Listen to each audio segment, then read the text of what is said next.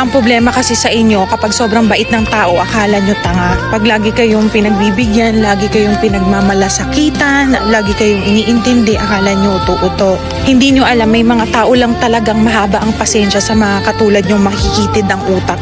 Imagine niyo nagmamalasakit na yung tao sa inyo, tatawagin nyo pang tanga, aabusuhin nyo pa.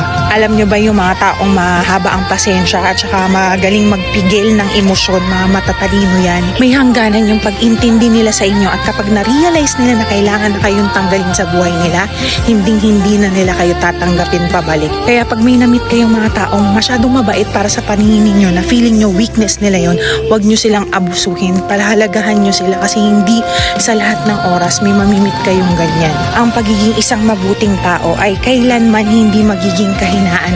Pinagpapala ng Diyos ang mga yan. At kayong mga abusado, tingnan nyo, lagi kayong napag-iiwanan.